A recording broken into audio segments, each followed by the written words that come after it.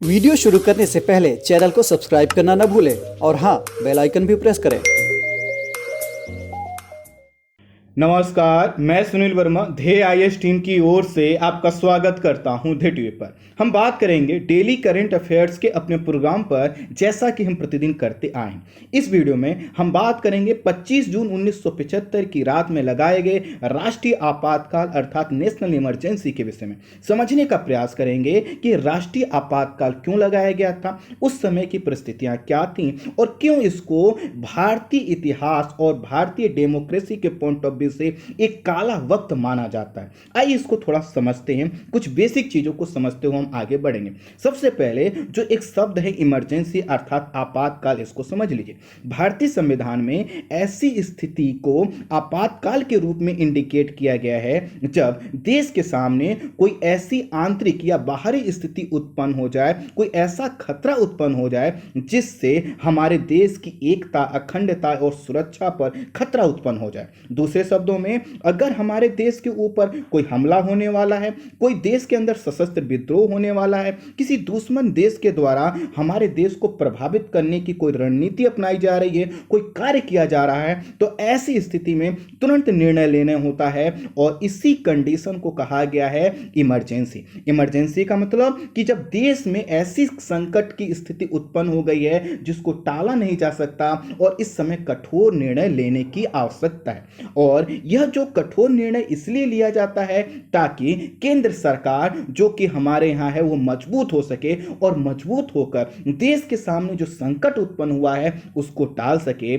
और इसी के कारण आपको यह पता है कि जब इमरजेंसी की घोषणा होती है तो संसद की अनुमति तुरंत लेनी आवश्यक नहीं होती, क्योंकि देश के ऊपर तो संकट आया है। ऐसे में जब संसद बुलाया जाएगा, अनुमति ली जाएगी, तब तक ये जो है कि संकट बढ़ सकता है। इसी के कारण हमारे संविधान में इस प्रकार के प्रावधानों का जिक्र किया गया है। जब भी क्या होता है, इमरजेंसी लगती है तो हमारे यहाँ जो संघात्मक शासन ढांचा है अर्थात जो फेडरल कॉन्स्टिट्यूशन का स्ट्रक्चर है वह क्या हो जाता है, एकात्मक हो जाता है। सारी शक्तियां लगभग जो है कि केंद्र सरकार के पास आ जाती है। संविधान के भाग 18 में अनुच्छेद 352 से लेकर 360 तक क्या किया गया है, आपातकालीन प्रावधान का जिक्र किया गया। ये जो आपातकालीन प्रावधान है, इसका जो प्रावधान है यह हमने लिया है वाइमर कॉन्स्टिट्यूशन, या दूसरे शब्दों में कहें 1919 से लेकर 1933 तक जर्मनी में जो कॉन्स्टिट्यूशन लागू था उससे हमने इसके प्रावधान लिए हैं। अब इमरजेंसी कितने प्रकार की होती है? 3 प्रकार की होती है जिसका जिक्र हमारे संविधान में किया गया। पहला है नेशनल इमरजेंसी, जिसका उल्लेख अनुच्छेद 352 में किया गया है। दूसरा होता है राष्ट्रपति शासन, या इसको स्टेट इमरजेंसी के नाम से भी हम संबोधित करते हैं, जिसका जिक्र किया गया है अनुच्छेद 356 में। और तीसरा है आर्थिक आपात, जिसका जिक्र किया गया है अनुच्छेद 360 में। आपको पता है आर्थिक आपात कभी नहीं लगाया गया, लेकिन जो राष्ट्रपति शासन है लगता रहता है, और जो नेशनल इमरजेंसी है यह लग चुकी है, और इसी के विषय में हमें बात करना है। जो नेशनल इमरजेंसी लगाई जाती है उसके लिए कंडीशन क्या हो कि हमारे देश पर युद्ध की कंडीशन आ गई हो, कोई बाहरी आक्रमण हो गया हो, या फिर सशस्त्र विद्रोह कर दिया गया हो। पहले सशस्त्र विद्रोह के स्थान पर आंतरिक अशांति था, और इसी आंतरिक अशांति की जो है कि ये जो शब्दावली है, इसी के आधार पर इंदिरा गांधी ने 1975 में जो है कि नेशनल इमरजेंसी लगाया था। लेकिन 44वां संविधान संशोधन 1978 के द्वारा इस आंतरिक अशांति के शब्द को हटा दिया गया, और इसके स्थान पर लिख दिया गया है कि तभी जो है कि आंतरिक जो सशस्त्र विद्रोह होता है, अगर तभी क्या होता है, नेशनल इमरजेंसी लगाया जा सकता है। अर्थात अब सरकार यह नहीं कह सकती कि आंतरिक अशांति की स्थिति के आधार पर हमने क्या किया है, जो है कि नेशनल इमरजेंसी लगाया है। इसके लिए जरूरी है कि देश के किसी हिस्से में सशस्त्र विद्रोह हो। जो नेशनल इमरजेंसी है 3 बार लगाया जा चुका है। पहला जो नेशनल इमरजेंसी लगाया गया था वह भारत चीन युद्ध के समय लगाया गया था, जो कि भारत पाकिस्तान युद्ध तक जारी रहा, अर्थात 1962 से लेकर 1968 तक जो है कि पहला नेशनल इमरजेंसी लगाया गया था। दूसरा जो नेशनल इमरजेंसी लगाया गया था वो 1971 में लगाया गया था, जब भारत पाकिस्तान युद्ध हो रहा था। तीसरा जो नेशनल इमरजेंसी था वह 1975 में लगाया गया था, और इसका आधार क्या था, आंतरिक अशांति था। और कहा जाता है कि इंदिरा गांधी ने अपनी राजनीतिक महत्वाकांक्षाओं की पूर्ति के लिए इस इमरजेंसी को लगाया। लगाया था। नेशनल इमरजेंसी जो लागू की जाती है राष्ट्रपति के द्वारा की जाती है, और राष्ट्रपति की घोषणा के बाद लोकसभा और राज्यसभा द्वारा 1 माह के अंदर अर्थात 30 दिन के अंदर विशेष बहुमत से इस प्रस्ताव को पास करवाना होता है। अब जब विशेष बहुमत है तो इसका मतलब क्या है कि जो आधे सदस्य हैं उस जो है कि सदन के, उनका जो है कि मत और प्लस उपस्थित और जो है कि मत करने वालों का 2/3 जो मत मिल जाता है, तो इस दोनों कंडीशन को मिला के बोलते हैं विशेष बहुमत। अर्थात सदन की आधी संख्या प्लस 1 प्लस उपस्थित और मत करने वालों का अर्थात वोटिंग करने वाला का 2/3 जो है कि वोटिंग जब होती है पक्ष में, तो इसी को हम विशेष बहुमत कहते हैं।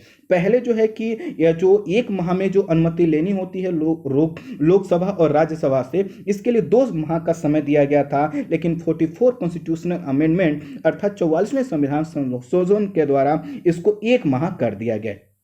अब ये जो न्यायिक जो है कि जो भी यहाँ पर नेशनल इमरजेंसी लगाई जाएगी, अब उसका न्यायिक पुनरावलोकन भी हो सकता है, जो कि पहले संभव नहीं था। दरअसल मिनर्वा मिल्स जो केस आया था 1980 में, उसमें इस बात का उल्लेख कर दिया गया है कि अब कभी भी नेशनल इमरजेंसी जब लगाई जाएगी तो उसका क्या किया जाएगा, न्यायिक पुनरावलोकन अर्थात उसकी समीक्षा की जाएगी। पहले संसद द्वारा हर साल इसका अनुमोदन लेना होता था संसद से, लेकिन अब कर दिया गया है 44 तो कॉन्स्टिट्यूशन अमेंडमेंट के माध्यम से कर दिया गया है कि हर 6 माह बाद आपको क्या होगा, संसद में प्रस्ताव लाना होगा और इसको एक्सटेंड करवाना होगा। लेकिन जो ये एक्सटेंशन है ये असीमित समय के लिए हो सकता है, लेकिन राष्ट्रपति कभी भी इसकी समाप्ति की घोषणा कर सकता है, और यदि लोकसभा क्या करे, साधारण बहुमत से राष्ट्रपति शासन हटाने का प्रस्ताव पास कर दे तो भी इसको हटाया जा सकता है। एक बार संसद से अनुमोदन मिल जाता है तो लोकसभा और जो विधानसभा का कार्यकाल है वह क्या होता है, 1 साल के लिए एक्सटेंड हो जाता है। लेकिन जैसे ही इमरजेंसी समाप्त होगी उसके 6 माह के अंदर क्या करना होगा, चुनाव करवाना होगा। और इस स्थिति में क्या होता है, जब इमरजेंसी लागू है तो केंद्र सरकार केंद्र सूची पर तो जो है कि कानून बनाती ही है, साथ ही साथ राज्य सूची पर भी कानून बनाती है, समवर्ती सूची पर भी कानून वह बना सकती है। केंद्र सरकार इस स्थिति में अर्थात नेशनल इमरजेंसी की कंडीशन में राज्यों के बजट को प्रभावित कर सकती है। और जैसे ही नेशनल इमरजेंसी लगती है तो अनुच्छेद 20 और 21 को छोड़कर, जो कि हमारे फंडामेंटल राइट्स हैं, आपको पता है, इनको छोड़कर सभी जो मूल अधिकार हैं जो हमको मिले हुए हैं, चाहे बोलने का हो, आने जाने का हो, इकट्ठा होने का हो, या जितने भी आज़ादियां हैं, जितने भी हमारे मूल अधिकार हैं, सभी स्थगित हो जाते हैं सिवाय 20 और 21 को छोड़कर।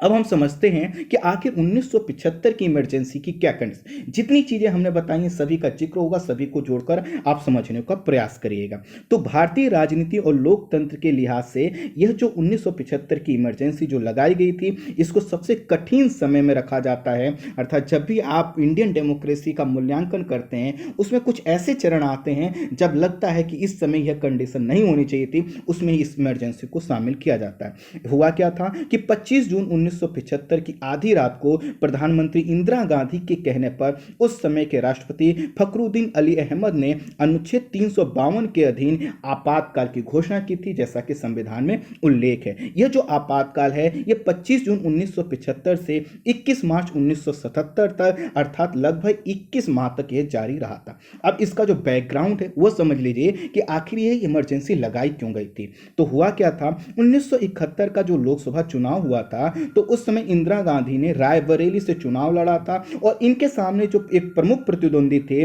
उनका नाम था राजनारायण सिंह। राजनारायण सिंह चुनाव में हार गए, लेकिन उन्होंने अपने हार को इलाहाबाद हाई कोर्ट में चुनौती दी। राजनारायण ने दलील दिया कि इंदिरा गांधी ने चुनाव में सरकारी मशीनरी का दुरुपयोग किया है, मतदाताओं को प्रभावित करने के लिए गलत तरीकों का प्रयोग किया है और तय सीमा से अधिक पैसा खर्च किया है, इसलिए इनका जो यह चुनाव है इसको रद्द किया जाए, इसको खारिज किया जाए। और इस पर बात हुई, इस पर सुनवाई हुई, तो 12 जून 1975 को उच्च न्यायालय अर्थात इलाहाबाद हाई कोर्ट के न्यायाधीश जगमोहन लाल सिन्हा ने इंदिरा गांधी के चुनाव को निरस्त कर दिया और राजनारायण को विजयी घोषित किया। साथ ही साथ इंदिरा गांधी पर 6 साल तक चुनाव न लड़ने का प्रतिबंध लगाया। तो इस तरह से जो कि उस समय पद पर थी प्रधानमंत्री के, उनको पद क्या था, छोड़ना था। वह उन्होंने इस जो निर्णय था इसको इंदिरा गांधी ने सुप्रीम कोर्ट में चुनौती दी। सुप्रीम कोर्ट ने इस पर सुनवाई करते हुए 24 जून को इंदिरा गांधी को पद पर बने रहने की अनुमति तो दी, लेकिन हाई कोर्ट के आदेश को बरकरार रखा। इसमें और भी आगे सुनवाई होनी थी।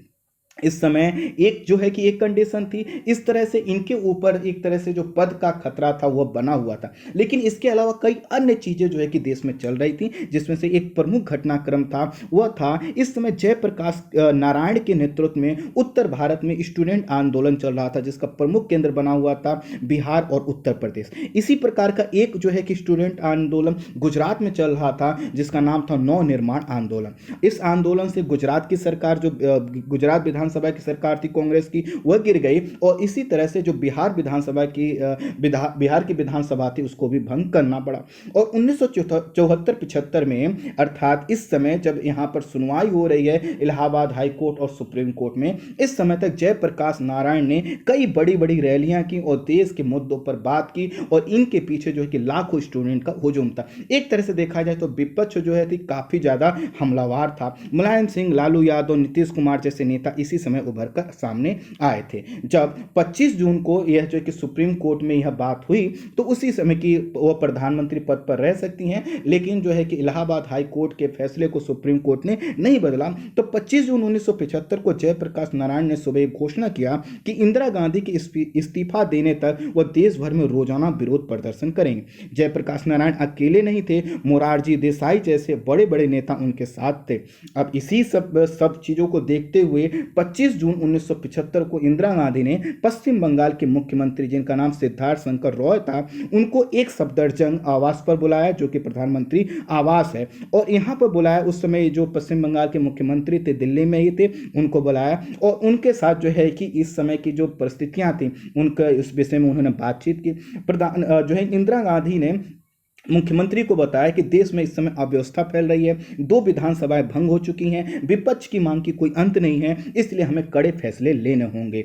अब इसके अलावा इंदिरा गांधी ने एक चीज और कहा कि अमेरिकी राष्ट्रपति रिचर्ड निक्सन की हेट लिस्ट में वह सबसे ऊपर हैं, तो इंदिरा गांधी को डर लग रहा है कि CIA की मदद से जैसे चिली की जो सरकार थी उसको गिराई गई थी, ऐसे ही हो सकता है भारत में इंदिरा गांधी की सरकार गिराने का प्रयास किया जा रहा हो। और सभी लोगों ने बैठकर, अर्थात यहां पर जो है कि इंदिरा गांधी थी, अब पश्चिम बंगाल के मुख्यमंत्री थे, प्रधानमंत्री के सलाहकार थे, और यहां पर एक प्रमुख नाम था संजय गांधी, वह बैठे हुए थे, और फैसला लिया गया कि अनुच्छेद 352 के तहत आपातकाल की घोषणा की जाएगी।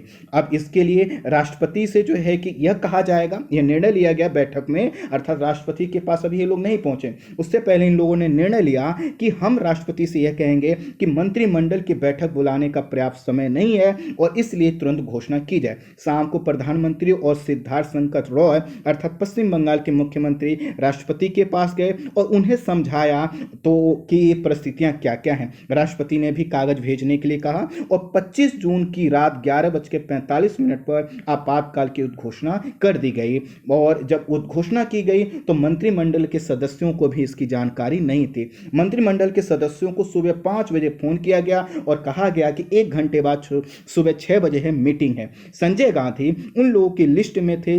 संजय गांधी ने उन लोगों की लिस्ट बनाई जिन्हें गिरफ्तार किया जाना था, जो सरकार का विरोध कर रहे थे। साथ ही साथ समाचार पत्रों की बिजली काटकर सेंसरशिप लागू करने की नीति यह आगे बढ़ा रहे थे। लेकिन कई ऐसे इस समय नेता थे जो कि इस नीति का विरोध भी कर रहे थे, जैसे कि रक्षा मंत्री स्वर्ण सिंह ने कहा कि किस कानून के तहत ये गिरफ्तारियां हो रही हैं, और ऐसे ही सूचना और प्रसारण मंत्री इंदर कुमार गुजराल ने समाचार पत्रों की सेंसरशिप का विरोध किया। जगह जगह विरोध प्रदर्शन होने लगे, विपक्ष को दबाने का प्रयास सरकार के द्वारा किया जाने लगा। अटल बिहारी वाजपेयी, लाल कृष्ण आडवाणी, मुलायम सिंह, नीतीश कुमार, लालू यादव समेत प्रमुख जितने भी नेता थे सभी को गिरफ्तार कर लिया गया। और संजय गांधी ने इसी समय क्या किया, अपने तरह से शासन को, एक तरह से पैरेलल शासन को चलाने का प्रयास किया। आपको पता है कि नसबंदी कार्यक्रम को उन्होंने आगे बढ़ाया और लोगों के मौलिक अधिकारों की बड़ी मात्रा में हनन की घटनाएं हुई। सुप्रीम कोर्ट ने कुछ समय पहले इस नेशनल इमरजेंसी का मूल्यांकन करते हुए कहा कि उस समय लोगों के मूल अधिकारों का बड़ी मात्रा में हनन किया गया। जयप्रकाश नारायण ने इसे भारतीय इतिहास का सबसे काला वक्त कहा, क्योंकि उस समय लोगों के पास कोई अधिकार नहीं थे। जैसे जो है कि सत्ता चाह रही थी, अपने हिसाब से लोगों लोगों को डील कर रही थी। यह था 1975 का जो है कि आपातकाल, जिसमें कहीं ना कहीं ये दिखाई देता है कि कैसे सत्ता के पद पर बैठे हुए लोगों ने अपने हिसाब से जो है कि चीज़ों को व्याख्यायित किया और एक तरह जो विपक्ष मजबूत हो रहा था उससे घबरा कर, या दूसरे शब्दों में कहें अपनी कुर्सी को बचाने के लिए आपातकाल जैसे एक जो है कि दुर्लभ प्रावधान का प्रयोग उस समय विपक्ष को रोकने और अपनी कुर्सी को बचाने के लिए किया। तो इस वीडियो में इतना ही। Thank you so much.